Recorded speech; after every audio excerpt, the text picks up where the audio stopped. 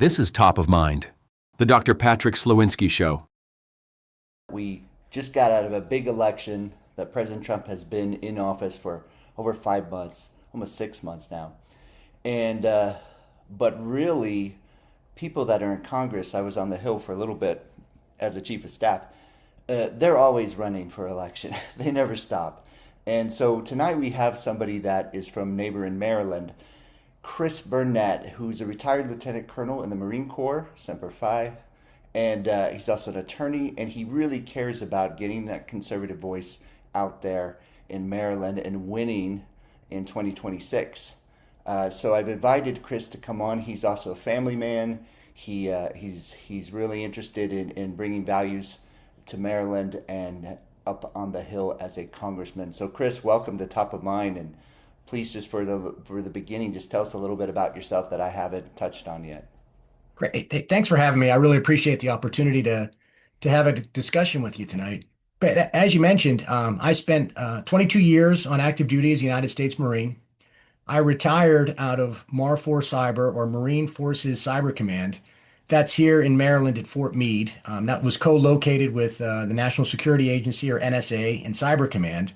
And that was a fascinating way to end my career. But over the course of my career, I had 5 combat deployments. And during those deployments, I had an opportunity to advise at the tactical level and with boots on the ground with a battalion, all the way up to combatant commanders in Southern Command, as well as CJTF OIR. And over the course of that career, I had an incredible experience leading Marines, advising commanders, and starting a family. And as we got to the point where it was ready to retire, my wife and I made the decision that we were going to stay here in Maryland, raise our 4 kids here in Montgomery County. But that also begged the question, if we're going to stay here, do I start another career, having retired as recently as February, or do I take a stand and try to fight for the values that I think are important, not only to my family, but to other conservative families across Western Maryland? And my goal, now having just left active duty, is to try to make Western Maryland red again, and do everything we can to give a voice to some folks that feel disenfranchised and somewhat forgotten by the political process. Well, thank you, Chris. And tell us a little bit about District 6. It's Western Maryland, but what are your constituents like in terms of kind of demographic background, and Yeah. just what are they telling you when you're out there trying to win their hearts and their votes eventually? And that's a great question, because Western Maryland is probably one of the most diverse districts in the country. You're talking about northern Montgomery County, which is it couldn't be any more affluent. It's one of the most wealthiest and one of the most well-educated counties in the country. Just north of northern Montgomery County, you have Frederick. Frederick was primarily a rural county, and over the last several years, due to the increasing cost of living, particularly in Montgomery County, you've had a demographic shift. You went from primarily rural to now you have the city of Frederick being primarily an urban population that has shifted the politics there from leaning heavily conservative to now leaning a bit more Democratic. Just north of Frederick, you get into Washington County, or Hagerstown, and Hagerstown has been plagued by a lot of the recent decline we've seen in mid-size semi-rural cities. And that is, there's issues of unemployment, drug use, high crime, low opportunity, but still getting into more of a rural area with a tremendous amount of potential, but somewhat struggling right now. Just past Washington County, you get into Allegheny, and Allegheny is the length of the Panhandle in Maryland, and that is primarily rural, and it's a smaller population, primarily conservative and leaning to the right. And then finally, all the way out in the very end of the Panhandle is Garrett, which is also a strongly conservative area, very rural, very much agriculture and hospitality sector. So across that very diverse collection of counties, you go from urban northern Montgomery County to about as rural and agricultural as you can get in Garrett.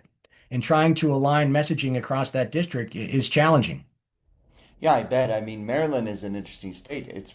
I have to think of Maryland in the same time I think about Vermont. And let me finish.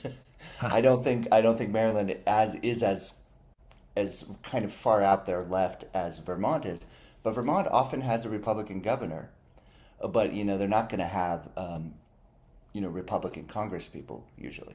So I guess what the question is, even though we've had Republican governors like Larry Hogan in Maryland, why is it so difficult to get? You have a total of 7 or 9 congressmen in Maryland in the state. Forgot how many you guys have. I believe it's 8. 8, and out of them, only one is a Republican, right? That's right, the Eastern Shore. Right. So why is that happening still? And what are you guys doing on the ground to try to change that in 2026? And that's a great question because I really think there's a common thread through the district and across Maryland of fiscal responsibility and conservative values. But I think at times, just given the nature of Maryland's proximity to DC and some of the historical alignment to the Democrat Party, it's hard to change people's behavior. And what we've been doing primarily in Western Maryland is we've started an initiative where we're working with a lot of the local Republican and conservative clubs to try to get them to utilize a phone calling system called Numenar to identify low and mid propensity Republican voters to try to get them on the permanent mail-in ballot roster. And the idea there is that we're no longer going to leave votes on the floor. These are individuals that would vote Republican and just haven't. And we haven't taken advantage of mail-in balloting the same way the Democrats have. So we're going to try to level the playing field by focusing on Garrett, Allegheny, and Washington counties in particular to get those low to mid propensity voters registered on that permanent list, get those ballots in their mailbox ahead of the primary next year, and see if we can bump up 30 to 40% participation. And then as we get into Frederick and Montgomery County, the issue is a little bit different. It's not that you have as many low or mid propensity voters. You have a large population of unaffiliated voters. So these are individuals that you won't necessarily have a chance to campaign before the primary because it's a closed primary. So you've got to align your messaging so that you can maximize your Republican base in the primary, but also you've got to connect with those unaffiliated voters as you get into the general election. So it's going to be a multi-pronged approach to mobilize the base, engage the unaffiliated, and then try to get some of our center-leaning Democrats to come our way to vote in favor of lower taxes, less regulation, and creating opportunity across Western Maryland. Well, it's a big job that you have ahead of you, but I think there is room there. I think other people that I've talked to about this, you and I have discussed this on the phone before. There's real opportunity out there. I kind of think you guys need a Scott Presler type of phenomenon who is really critical in President Trump's victory in Pennsylvania. Just an amazing establishing an organization that gets out there and gets people registered to vote. Because I do believe, and you correct me if I'm wrong, that I think people in Maryland feel very similar to people in Pennsylvania on many of the issues. And so I think if you could tap into some of those organizations that were so successful for President Trump in 2024, I think that's one thing. That's my advice. But my question for you is, what is it about the DMV, the District, Maryland, and Northern Virginia that just stays blue for so long when many of us see that we hate these policies, but many of our neighbors and friends just keep voting Democrat? Yeah, I think a lot of it has to do with everybody wants to be heard. Everybody wants to have their voice heard, and I think everybody wants to be seen. I'll get to the heart of your question, but I'll start with Garrett and Allegheny counties. They're outside of the Those DC two are. market. So they're actually outside of a lot of the news cycle, whether it's TV, radio, or otherwise. They feel completely disconnected from the rest of Maryland and certainly from the greater DC area. So I think the fact that they haven't been listened to and the fact that they haven't had a voice has left them somewhat disenfranchised. And again, in Garrett, I'll use the example. There's over 28,000 registered Republicans. And any given year, you're lucky to get between 7 to 8,000 participating. So we're leaving those votes on the floor because we know that there's registered Republicans. We know we could rely on them, but because they don't feel like they have a voice or because they've been able to participate in any meaningful way, they simply don't participate. And then I think as you get down into Frederick and Montgomery County, I think there's a tendency here because you've got so many federal workers and because you have so many people that are dependent on the federal government, there's a tendency to lean a little bit left. whether it's because they want to feel good about certain policies that may not affect them directly, or it's just a bit of a groupthink. But I am always amazed that when I talk to people one on one and we strip away labels of Republican or Democrat, most of them agree with Republican policies, Republican values. Yet, despite that agreement, they seem to vote Democrat when they're left to their own devices. So my job is to try to highlight those common values, those common sense arguments, and try to get people energized about voting Republican, and then trying to get some Democrats also to look and see where we have alignment and where we can actually make progress for Western Maryland. So I don't know if you know about my background a little bit, but I'm a student and a professor of psychology. Mhm. And I think one of the problems that we have as conservatives is we primed ourselves in psychology. When you prime yourself to an idea, it's sort of like anchoring yourself to something, and it's very difficult to get away from it, to the idea that conservatives can't win in this part of the country. And so Yes. what that does is it stops good people. Well, it didn't stop you, and I'm a big fan already. But it stops good people from running for office if they're conservative, because they're like, what's the point? I'm gonna get people at work to hate me. I'm gonna out myself as a conservative. No one's Yes. gonna vote for me. I'm gonna spend a lot of money. But what are you seeing when you actually go out and talk to people and they thank you for getting in the race? Well, I'm always a little surprised by what you just described. I mean, I've had people come up to me and say, "Why are you doing this? There's so many other things. You've spent your life serving our country. You were a lawyer for the Marine Corps. You were a leader in the Marine Corps. Why not just go and do something else?" And my answer is always the same. Whenever I retired in February, my wife and I agreed that we were going to stay here. There was no more moves, there was no more deployments. So for the first time in almost 25 years, I got to choose where I wanted to live. And so I'm choosing Western Maryland, Northern Montgomery County. And if that with that choice, I'm also choosing to run for Congress because I don't want to be on the sidelines of a fight that I feel like I can influence. And when I tell people that this has been, I see this as an extension of my service. I see this as part of what I did in the Marine Corps, whether it was in Iraq or elsewhere. I see this now as an opportunity to lead by example, to try to set the conditions for other people to succeed, and to address that expectation head on that being a Republican doesn't mean you expect to lose. It means you're going to have to make a better argument to try to compel people to get out of their comfort zone and vote with their conscience. Make an informed vote that's going to be help them and their neighbors to prosper and do much better than we've been doing. Because I think we've seen how poorly the state of Maryland has been managed. And it's been primarily under Democratic leadership for recent years, outside of Governor Hogan, who was a bit of an anomaly in an otherwise Democrat controlled state. Well, I'm going to share with you my experience. I like to be involved in my community in certain things. So I'm always an election official. If I can get time off work and I can make it work, I go to my precinct that I'm assigned to, and we spend about 15 hours. We start, I don't Yeah. know if you've ever done it, but you start like 5 o'clock in the morning. You start setting up the polling station. You go through all this stuff. But in Northern Virginia on the 17th of June, I had to constantly tell voters, you're here for the Democrat, and I said Democrat, not Democratic, but you're here for the Democrat primary, correct? And I often got the response, is there anything else? Because we couldn't field those candidates for those positions, right? So we just didn't have enough to even primary, or we made the decision that this is our candidate, we're going to go with them. But in your particular case, I think it's good. You may have a primary opponent from the Republican Party. It's not clear yet, but you were telling me about that. So you've got that first election coming up, potentially a primary election in June, so less than a year away. Yes. And then you got the big one if you are successful in the primary in November. So why don't you take the listeners through, if any of our listeners are thinking about running for office, how do you pull this together in less than a year? Well, I describe it as a lot like starting a new business. When I talk to volunteers and I talk to the central committee members, I talk about, we're in the business of ideas, and that we have to build an organization to support and present those ideas. So what you first have to start with is why you're running. What is compelling you to go through this process? And then is that decision to run is it going to resonate with enough people to not only support you, but to go out and knock on doors for you, to go out and to donate money on your behalf?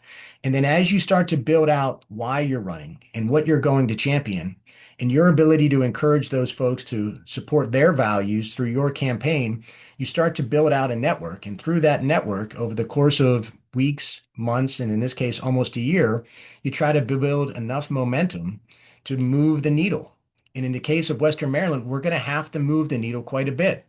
Last time around, April McLean Delaney won by about 25,000 votes. And a lot of that was after the polls had closed, and it was about a 4-to-1 ratio on mail-in ballots that she beat Neil Parrott. And to Neil's credit, that was his third time running for Congress. He had an incredible ground game. He has a tremendous amount of name recognition, and he wasn't able to close that gap. My goal is to pick up where he left off, to build a campaign from day one that has a strong grassroots connection, both in terms of volunteer support and fundraising, and to build a campaign designed for one purpose and one purpose only, and that's to win so that we can give Western Maryland a conservative voice and to put conservative values back at the forefront. Because think about what's happening right now. We don't have anyone representing us in any way, shape, or form. Delaney is not doing anything in Congress, and she certainly isn't pushing forward conservative values. So we have to put together a campaign and win so that we have a spot at the table. We have the ability to advocate for our needs and interests in Western Maryland. And most importantly, we need to send Do Nothing Delaney back to her $4 million mansion in CD8. She actually lives in Raskin's district. So if she wanted to represent her interests and her neighbor's interests, she should run for CD8. Certainly is not experiencing what most of us are experiencing CD6 in terms of cost of living, difficulty creating opportunity, and having to deal with school boards that are simply out of touch with our children's needs. So how's that possible if she lives in Raskin's district that she can So run in District 6? all you have to do is live in the state where you're running. There's no requirement that you live in the congressional district that you're going to represent. Well, I hope that's a point. I don't know, maybe Victor, if you feel differently because you're a lot younger than I am. But when I find out somebody's a carpetbagger, I don't really like that. And I would, it's kind of turns me off. You should live in the community. It always in the community that you're supposed to be serving. And I always hated. I'm not from California, but I always hated that Maxine Waters never lived in her district. yeah, You I couldn't know, agree more. When and I, when and it I, just always bothered me. And I think, listen, we're gonna talk about some other issues here and let you go in a second. But I want if you have a website or something for us to get your potential supporters and hopefully voters in next June and then November of 2026, so that we can put Chris Burnett in Congress in Maryland. Why don't you give us a couple scraps of information so we can send people your way? before I give you that web address, I was going to just respond to that last point you made. She lives in CD8 and she lives in a $3 or $4 million mansion, which is one of several homes that she owns. She's not having the day-to-day experience that most Western Marylanders are having. I'm a family of six. We've raised four children on a single military income. My That's amazing. experience reflects the experience of most people in Western Maryland, and that is we struggle with inflation. We're struggling with the cost of living. We're having to make choices about groceries, sports, and activities for our kids. And all we want is the same opportunities for them that we had growing up. And that is to be recognized for their hard work, their achievement based on their success or failure in the classroom, their success or failure in fair sports, meaning girls playing girls, boys playing boys. And that experience that my wife and I are living is the experience of most Western Marylanders. And the idea that April McLean Delaney or Do Nothing Delaney is somehow representative of Western Maryland is just it's false. So not only is she not in the district, she couldn't be more disconnected. So I know you wanted to hear my website, but the Yes. I wanted to at least share that last point No, that's about important. And I just want to tell our listeners again, if you're listening to this on Spotify, not watching on YouTube or Rumble, is that we have Chris Burnett here who is trying his darndest to make Maryland great again and to be the next congressman from the 6th district in Maryland. So please go and visit his site. Chris, why don't you tell our listeners and our viewers where It they can is find you, where they can donate, where they can volunteer? yes, burnettforcongress.com, where you can go. You can sign up for our newsletter, you can sign up to volunteer, and you'll also have a link where you can donate to the campaign. And this campaign, again, not unlike, very much unlike, I should say, my opponent, it's going to be grassroots from the beginning. I don't live in a mansion, I don't have several houses, and I don't have a the ability to self-fund a $3 million campaign. So that grassroots level support is going to be absolutely essential to this campaign. So I really appreciate the opportunity to talk through this tonight with you. And I look forward, hopefully, to come back again. Oh, yeah, we're going to have you back again as we get closer to your primary, if you have one, and then to the general election in November. So, ladies and gentlemen, again, Chris Burnett for Congress. Let's move this former Marine, let him continue his service to our country in Congress. Thank you, Chris. Thanks. Have a good night. Well, everybody, we're really grateful to Chris Burnett for spending some time with us and just telling us what it's like to get your hands dirty, so to speak, and jump in and run for office, especially in states that may not be as conservative traditionally, and getting your message out there that there are different ways to govern and different policies that people are interested in. So we always want people to get out there like Chris is doing and put your name in the hat and see what happens. We need good people representing us in our constitutional republic. And in our constitutional republic, here's my segue here, Congress has the role in allocating funds and budgets, and they are the purse, right? You always hear that Congress controls the purse. So you have President Trump's big, beautiful bill, made it through the Senate, caused a lot of Sturm und Drang, right? So a lot of turmoil for folks, and storm. What is it in German? It was Sturm und Drang, dark gloominess and storms. And then it turned out to be passed by the vice president, who came in and made the tying vote of 51. So he broke the tie. He broke the tie. That was 50-50. And now it goes back to the House because there were amendments in there. The House, my own stomping grounds. It's still going to be a fight, a little bit of a fight. There are a lot of things in there that people don't like, and there are a lot of things in there that people like. And so I guess I would just tell everyone that there are longer term benefits for the spending. I am a very fiscally conservative person, but I do see also the importance and the connection President Trump is making with being able to gin up our economy and jumpstart it, and bringing the extra revenues in, getting inflation down, getting interest rates down. That really creates a really great economic machine. And the phrase, sometimes you have to spend a little more money than you want to in order to make more money, I think it's true in this case. Plus, there are so many things that people wanted President Trump to do that he can't do for free. Whether it's border security, he has to pay for that. He has to pay for new agents. He has to pay for the wall. He has to pay for lots of things. For new immigration judges to expedite processes for people. Whatever we do with law enforcement that requires more resources to really put a dent in the amount of people here that shouldn't be here. So that's an important part. That alone. Also, putting money into our roads, our infrastructure, development, a lot of things. I mean, DOGE has done a good job of starting to look at things and try to cut waste, fraud, and abuse. There's a lot more that has to be done on that front. So as we speak today, we do not know exactly how the House is going to handle, with such a small margin in the House. If you get people that are intransigent and won't change their minds, or they're using their threats to either not vote or to vote no, maybe they vote present or they vote no, they can stop this thing from moving forward. I think many economists are starting to come around that there is real potential to really jumpstart the economy and really work on inflation and interest rates. Then you have the doom and gloomers on the other side that we're going to be in a recession in just a few months. So, yeah, although economics is a social science, people do not agree on how this is all going to play out. So we'll have to wait and see. For us right now, we're watching the House. I know Chip Roy has his congressman from Texas has a lot of doubts about the bill as it is right now. There's going to be a fight on this as well.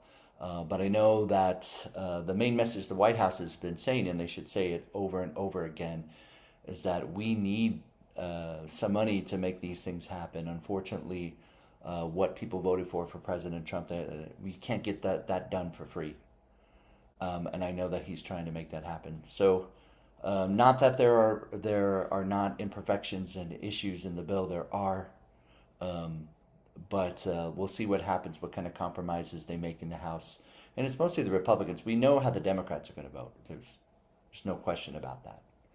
So it's the Republicans that are either in purplish states or light, or maybe pink states, but they're not necessarily all on board yet. So we'll see how that plays out. And then I just want to wish everybody, especially those like our last guest, Chris, and like producer Victor, that serve our country in the military, wish them a wonderful 4th of July coming up. I can't believe, producer Victor, that in 2026 we're going to have the 250th anniversary of our country, so our birthday coming up, and that's going to be an amazing thing. We'll see how it all works out. But I just wanted to say a little bit about the big beautiful bill. We're going to continue to monitor it, see how it goes, see what it looks like at the end of the day after all the amendments and all the haggling, see what kind of deals are made. So again, I want to wish everybody a wonderful Independence Day coming up this week on Friday, and God bless till next time. In a world full of noise, clarity is power. Stay informed, stay aware, stay top of mind.